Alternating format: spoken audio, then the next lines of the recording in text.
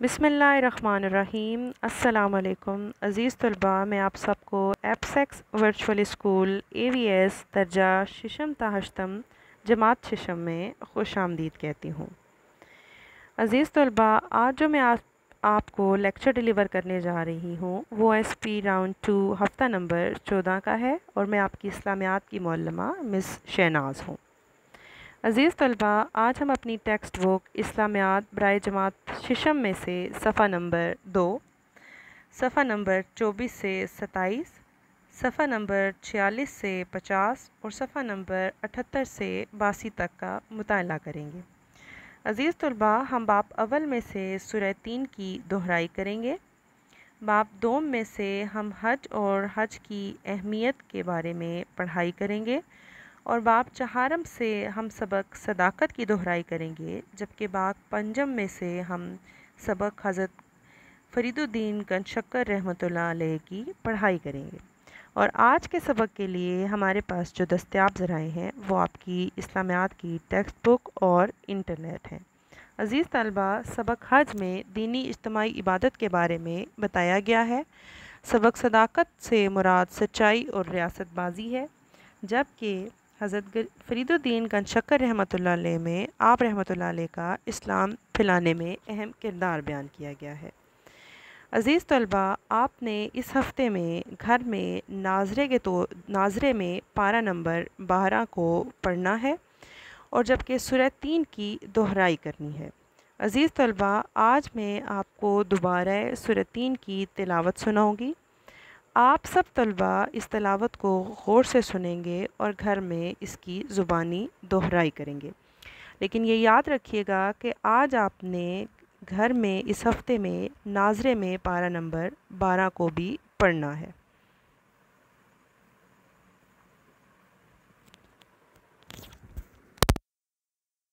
بسم اللہ الرحمن الرحیم۔ In the name of Allah, the entirely merciful, the especially merciful. والتین والزیتون، By the fig and the olive, وطور سینین، and by Mount Sinai, وهذا البلد الأمین، and by this secure city, Mecca. لقد خلقنا الإنسان في أحسن تقویم، We have certainly created man in the best of stature. ثم رددناه أسفل سافلين، Then we return him to the lowest of the low, إلا الذين آمنوا وعملوا الصالحات فلهم أجر غير ممنون. except for those who believe and do righteous deeds, for they will have a reward uninterrupted. فما يكذبك بعد بالدين، So what yet causes you to deny the recompense? أليس الله بأحكم الحاكمين. Is not Allah the most just of judges? صدق اللہ العظیم۔ عزیز طلباء، اب ہم سبق صداقت کی دہرائی کریں گے۔ صداقت سے مراد سچائی اور راست بازی ہے، یعنی کسی بات کا کہنا کسی کوئی جھٹلا نہ سکے۔ سچا قول و فعل اور درست عمل عین صداقت ہے۔ ہمارے نبی صلی اللہ علیہ وآلہ وسلم نے زندگی میں کبھی جھوٹ نہیں بولا، اسی لیے لوگ آپ کو الصادق یعنی سچ بولنے والا کہہ کر پکارا کرتے تھے۔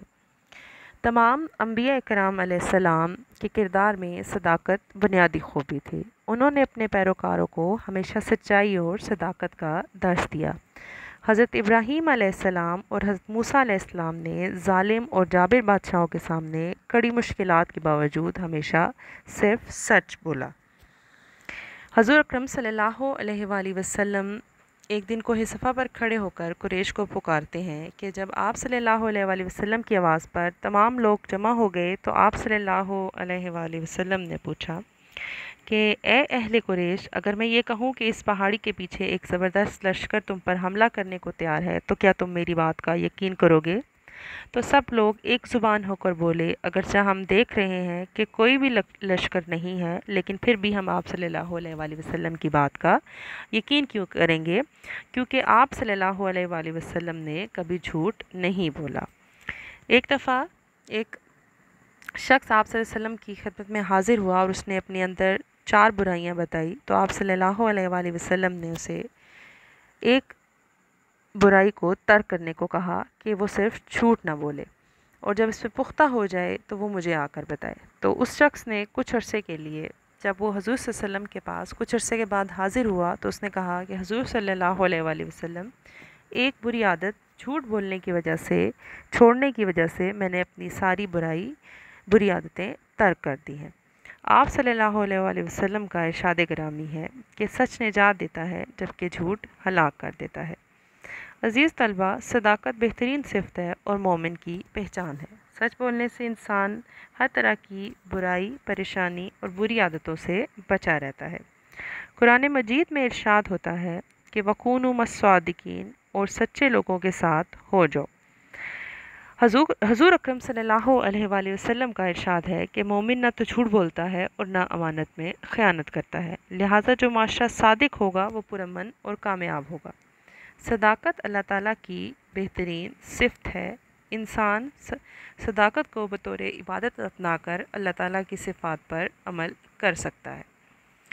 عزیز طلبہ، صداقت کی 3 بڑی اقسام ہیں، جن میں نمبر 1 زبان کی صداقت، نمبر 2 دل کی صداقت اور نمبر 3 عمل کی صداقت ہے۔ عزیز طلبہ، زبان کی صداقت عام اور مشہور قسم ہے جس کی پابندی ہر مسلمان کا فرض ہے۔ مسلمان کبھی جھوٹ بول کر اپنی زبان کو آلودہ نہیں کرتا، وعدہ پورا کرتا ہے، قول اور اقرار کو نبھاتا ہے۔ دل کی صداقت یہ ہے کہ جو انسان کی زبان پر ہو وہی اس کے دل میں بھی ہو۔ صداقت عمل سے مراد کسی عمل کی وہ سچائی ہے کہ انسان زندگی میں جو کرے محض اللہ تعالیٰ کی رضا اور خوشنودی کی خاطر کرے، اس میں کوئی دکھاوا شامل نہ ہو۔ عزیز طلبہ، ایک سچا اور صحیح مسلمان وہی ہوتا ہے جو دل، زبان اور دماغ کی مکمل ہم آہنگی سے اپنے عمل کی صداقت کا اظہار کرتا ہے۔ ہمارے پیارے نبی اکرم صلی اللہ علیہ وآلہ وسلم سے کسی شخص نے مومن کے متعلق پوچھا تو آپ صلی اللہ علیہ وآلہ وسلم نے فرمایا کہ مومن کبھی جھوٹ نہیں بولتا۔ عزیز طلبہ، اب اس کے بعد ہم اپنا سبق حج اور اس کی اہمیت کے بارے میں پڑھائی کریں گے۔ عزیز طلبہ، اسلام کے 5 ارکان میں سے حج اسلام کا 5واں رکن ہے۔ یہ عربی زبان کا لفظ ہے اور اس کے معنی ارادہ کے ہیں۔ ارادے سے مراد سفر کرنے کا ارادہ ہے جو حج کرنے کی غرض سے دنیا بھر کے مسلمان اختیار کرتے ہیں، اور ان مسلمانوں کو عازمین حج کہتے ہیں۔ یہ سعودی عرب کے شہر مکہ معظمہ پہنچ کر اللہ تعالیٰ کے گھر بیت اللہ شریف میں اور دوسرے مقدس مقامات پر حاضری دیتے ہیں اور فریضہ حج ادا کرتے ہیں۔ حج اسلامی سال کے آخری مہینے ذی الحج میں ادا کیا جاتا ہے۔ یہ ایک جامع عبادت ہے جو کئی عبادتوں کا مجموعہ ہے۔ یہ عبادات مناسک حج کہلاتے ہیں۔ یہ 8 ذی الحج کی صبح سے شروع ہوتی ہے اور مسلسل 5 دن یعنی 12 ذی الحج کی شام کو مکمل ہو جاتی ہے۔ اس طرح حج کا مبارک فریضہ ادا ہوتا ہے۔ مکہ معظمہ میں بیت اللہ شریف واقع ہے اور یہ اللہ تعالیٰ کا گھر ہے۔ اسے اللہ تعالیٰ کے پیارے نبی حضرت ابراہیم علیہ السلام اور ان کے پیارے بیٹے حضرت اسماعیل علیہ السلام نے صدیوں قبل اللہ تعالیٰ کے حکم سے تعمیر کیا تھا۔ عزیز طالبہ، انہوں نے دعا کی کہ اللہ تعالیٰ ان کے اس عمل کو قبول فرمائے اور ان کی اولاد میں فرمانبردار امت پیدا فرمائے اور اس شہر کو امن اور ثمرات کا شہر بنا دے۔ اللہ تعالیٰ نے یہ دعا قبول فرمائی اور بیت اللہ شریف اللہ تعالیٰ کا گھر اور دنیا بھر کے مسلمانوں کے لیے عبادت کا مرکز بن گیا۔ عزیز طلبہ، اب ہم حج کی اہمیت اور فضیلت پڑھیں گے۔ حج مسلمانوں کی عظیم دینی اجتماع ہے۔ یہ عالمگیر اور جامع عبادت ہے۔ ہر سال دنیا بھر سے لاکھوں مسلمان ایک جگہ اکٹھے ہو کر ایک جیسا لباس پہن کر فریضہ حج ادا کرتے ہیں۔ حج کی ادائیگی ہر عاقل بالغ صاحب استطاعت مسلمان مرد اور عورت پر فرض ہے۔ ارشاد باری تعالیٰ ہے وَلِلَّهِ عَلَى النَّاسِ حِجُّ الْبَيْتِ مَنِ اسْتَطَاعَ إِلَيْهِ سَبِيلًا، اور لوگوں پر خدا کا حق فرض ہے کہ جو اس گھر تک جانے کا مقدور رکھے وہ اس کا حج کرے۔ دین اسلام میں حج کو بہت اہمیت حاصل ہے۔ حج ادا کرنے والوں کے لیے بہت زیادہ اجر ہے، اور جو صاحب استطاعت ہو اور حج کا فریضہ ادا نہ کرے ان کے لیے سخت وعید بھی سنائی گئی ہے۔ عزیز طلباء، حضرت علی رضی اللہ تعالیٰ عنہ سے روایت ہے کہ حضرت محمد صلی اللہ علیہ وآلہ وسلم نے فرمایا، جو شخص استطاعت کے باوجود حج نہیں کرتا تو اس کے لیے کوئی فرق نہیں اس بات میں کہ وہ یہودی ہو کر مرے یا نصرانی ہو کر۔ حج مسلمانوں میں روحانی پاکیزگی حاصل کرنے، زندگی بھر کے گناہ بخشوانے اور آئندہ گناہوں سے بچنے اور باہمی اتحاد اور نظم و ضبط پیدا کرنے کا بے مثال ذریعہ بھی ہے۔ عزیز طلباء، اب ہم حج کے روحانی اور دنیاوی فوائد پڑھیں گے۔ حج کے بے شمار روحانی اور دنیاوی فوائد ہیں۔ مثلاً حج کے عمل سے اللہ تعالیٰ کے ساتھ خاص وابستگی کی تربیت حاصل ہوتی ہے۔ مختلف ممالک سے مکہ مکرمہ پہنچنے والے مسلمانوں کو حج کے ذریعے اللہ تعالیٰ کے گھر میں لبیک کہنے اور اجتماعی عبادت کرنے کا سنہری موقع میسر آتا ہے۔ نیز طویل سفر کے دوران سیر و سیاحت کا وسیع تجربہ بھی حج کی بدولت ہی حاصل ہوتا ہے۔ عزیز طلباء، حج ہر رنگ اور نسل کے مسلمانوں کو ایک ہی وقت میں ایک ہی مرکز پر لاکھوں کی تعداد میں جمع کرتا ہے، جو اجتماعی عبادت کے ذریعے گناہوں کی معافی مانگتے ہیں اور روحانی پاکیزگی حاصل کرتے ہیں۔ حج کی بدولت مسلمان اپنے دینی اتحاد اور اتفاق کا نمونہ پوری دنیا کے سامنے پیش کرتے ہیں۔ حج دینی، علمی اور عالمی مسائل سے واقفیت اور دلچسپی کا موقع مہیا کرتا ہے۔ حج کے دنوں میں مکہ مکرمہ اور مدینہ منورہ کے بازاروں میں دنیا بھر سے ہر قسم کا مال تجارت کے لیے لایا جاتا ہے، جس سے بین الاقوامی تجارت فروغ پاتی ہے۔ عزیز طلباء، دنیا بھر کے عازمین حج جب ایک جیسا لباس، ایک جیسی صدائیں بلند کرتے ہیں اور ایک جیسے مناسک حج ادا کرتے ہیں تو ان کے اندر برابری اور مساوات کا خاص احساس پیدا ہوتا ہے، اور جو انہیں اعلیٰ و ادنیٰ اور ہر رنگ و نسل کا فرق مٹا دیتا ہے۔ اللہ تعالیٰ کے حکم کی تعمیل میں حاجی اپنا گھر بھر چھوڑ کر حج کے واسطے مشقت بھرا سفر اختیار کرتے ہیں، اور اس طرح ان کو دنیا کے عیش و آرام چھوڑ کر مالک حقیقی کی سچائی راہ اختیار کرنے کی تربیت دیتا ہے۔ عزیز طلباء، حجاج منہ کے مقام پر جب سنت ابراہیمی کے مطابق قربانی کرتے ہیں تو اس طرح حج ان کو ذاتی مال و دولت اللہ تعالیٰ کی راہ میں قربان کرنے کی تربیت فراہم کرتا ہے۔ منہ میں مسلسل 3 دن رمی کے ذریعے شیطانوں کے مقام پر کنکریاں برسائے جاتے ہیں اور شیطان سے نفرت کا اظہار کیا جاتا ہے۔ اس تربیت سے حاجیوں کو انسان کے کھلے دشمن شیطان سے بچاؤ کا مؤثر سبق بھی دیتا ہے۔ عزیز طلباء، اب ہم باب پنجم میں سے حضرت دادا گنج بخش علی حجویری رحمۃ اللہ علیہ کے بارے میں پڑھیں گے۔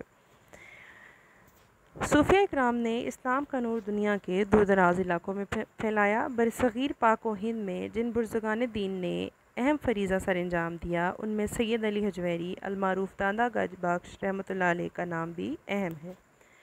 حضرت دادا گنج بخش رحمۃ اللہ علیہ مشہور صوفی بزرگ اور ولی اللہ تھے۔ آپ کا اصل نام علی اور آپ کے والد کا نام عثمان تھا۔ آپ رحمۃ اللہ علیہ افغانستان کے شہر غزنی کے قریب حجویر میں 1009 میں پیدا ہوئے، اسی لیے آپ رحمۃ اللہ علیہ کے نام کے ساتھ حجویری لکھا جاتا ہے۔ آپ کا سلسلہ نسب 8ویں پشت میں حضرت علی رضی اللہ تعالیٰ عنہ سے ملتا ہے۔ آپ کے خاندان نے بعض ازاں حجویر چھوڑ کر غزنی کے محلے جلاب میں رہائش اختیار کر لی۔ آپ رحمۃ اللہ علیہ کے نام کے ساتھ جلابی بھی لکھا جاتا ہے۔ آپ رحمۃ اللہ علیہ کا خاندان علم و تقویٰ میں مشہور تھا۔ آپ رحمۃ اللہ علیہ نے ابتدائی تعلیم غزنی سے حاصل کی اور مزید تعلیم کے لیے خراسان کرمان، عراق، شام، لبنان، آذربائیجان اور دیگر علاقوں کا سفر بھی کرتے رہے۔ آپ رحمۃ اللہ علیہ دین کی دعوت اور تبلیغ کے سلسلے میں بے شمار مصیبتیں آپ کو اٹھانی پڑی۔ آپ رحمۃ اللہ علیہ نے ان کے ساتھ عمل کرنے پر بہت زیادہ زور دیا۔ آپ رحمۃ اللہ علیہ کی تعلیمات اور کردار آج بھی ہمارے لیے شمع ہدایت ہے۔ لاہور آمد۔ آپ رحمۃ اللہ علیہ اپنے استاد و مرشد کے مطابق 1029 میں غزنی سے لاہور تشریف لائے تاکہ لوگ آپ کی ذات و برکات سے فیضیاب ہوں اور آپ رحمۃ اللہ علیہ کے ذریعے دین کا بول بالا ہو۔ جب آپ رحمۃ اللہ علیہ تشریف لائے تو آپ رحمۃ اللہ علیہ نے یہاں ایک مسجد کی تعمیر کروائی اور درسگاہ کا بھی آغاز کروایا۔ اس وقت لاہور میں غزنی کے خاندان کی حکومت تھی اور حضرت علی حجویری رحمۃ اللہ علیہ کے اخلاق، کردار اور کرامات سے متاثر ہو کر بہت سے ہزاروں لوگوں نے اسلام قبول کیا۔